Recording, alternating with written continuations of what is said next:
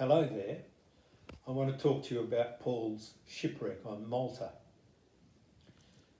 What happened, they undertook a sea voyage in the Adriatic Sea in the autumn and the weather turned bad on them. It says in Acts 27 and verse 18, we took such a violent battering from the storm that the next day they began to throw the cargo overboard. On the third day, they threw the ship's tackle overboard with their own hands. When neither sun nor stars appeared for many days, and the storm continued raging, we finally gave up all hope of being saved. So this was a rather inconvenient, a rather dangerous situation, and they'd given up on their lives. All hope of our being saved was finally abandoned. Taking it up in verse 39, well, this is about a fortnight later. When daylight came, they did not recognise the land, but they saw a bay with a sandy beach where they decided to run the ship aground if they could. Cutting loose the anchors, they left them in the sea and at the same time untied the ropes that held the rudders. Then they hoisted the foresail to the wind and made for the beach, but the ship struck a sandbar and ran aground. The bow stuck fast and would not move, and the stern was broken to pieces by the pounding of the surf.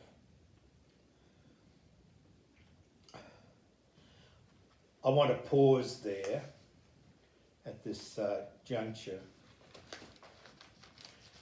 because we all face a metaphorical shipwreck from time to time in our lives. I've spent about half my life swimming for the surface, let alone clinging to the wreckage. And the thing that I've learned in all of these situations is to retain a sense of perspective and to deal with each moment in the moment and each day in the day.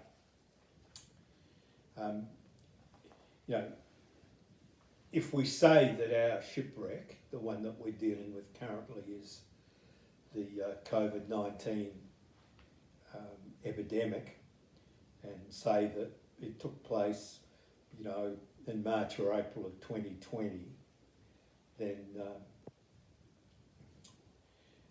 I think that might be one way to look at it. But first of all, I want to take you through the history of some of the pandemics that hit the world. So the Black Death, the bubonic plague in the mid-14th century, killed 200 million people. In 1520, smallpox killed, it's estimated, 56 million. The Great Plagues in Europe killed 3 million in 1600. The third plague, 1855 in Europe, killed 12 million. The Spanish flu, 1918 and 19, killed between 40 and 50 million. HIV/AIDS has killed 25 to 35 million to the present day. The Hong Kong flu killed 1 million in 1970. SARS killed 770,000. Swine flu killed 200,000. COVID-19 thus far has killed 4.5 million people worldwide. And, to put this in perspective, because the numbers are a bit misleading, at the time of the Black Death, say 1300, those 200 million people equated to half of the total population of the world. Back in 500 AD, the plague of Justinian killed 20%, 40 million, 20% of the world's population. Smallpox killed 12%. The Spanish flu killed 2.5%. HIV has killed 0.7% and COVID 0.05% of the world's population. Outside of epidemics and medical crises, the past 100 years or so has been somewhat eventful for those who are interested in history.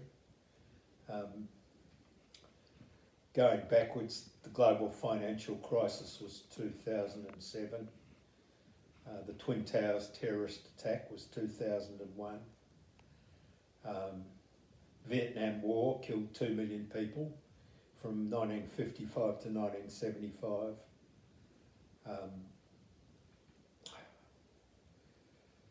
World War II killed 75 million, 1939 to 45, including 6 million Jews in the Holocaust.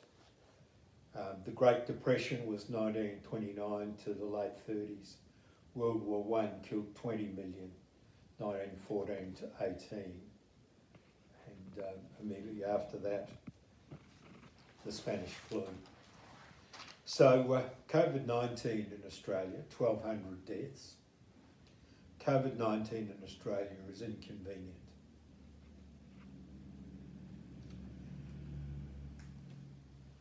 I'll just get you back to Acts 27. Verse 39. Oh, we've done that, haven't we? So, the ship struck a sandbar and ran aground. The bow struck fast and would not move, and the stern was broken to pieces by the pounding of the surf. The soldiers planned to kill the prisoners to prevent any of them from swimming away and escaping. But the centurion wanted to spare Paul's life and kept them from carrying out their plan. He ordered those who could swim to jump overboard first and get to land. The rest were to get there on planks or on other pieces of the ship. In this way, everyone reached land safely. So everyone was saved. On the shore, where the locals had kindly lit a fire and were feeding them, on the shore you did not know who had swum, who had floundered along clinging to the wreckage, holding on to pieces of the ship or bits of rubbish. Paul, the central character, we don't know whether he could swim or whether he too clung to the wreckage. So how do we as a church, how do we deal with this inconvenience of the COVID epidemic, 1,200 deaths? Well, for what it's worth, from a 73-year-old bloke, don't turn a problem into a drama. Let it go. Forget the small stuff. Remember where we've come from. Remember the Black Death that killed half of the population of the world.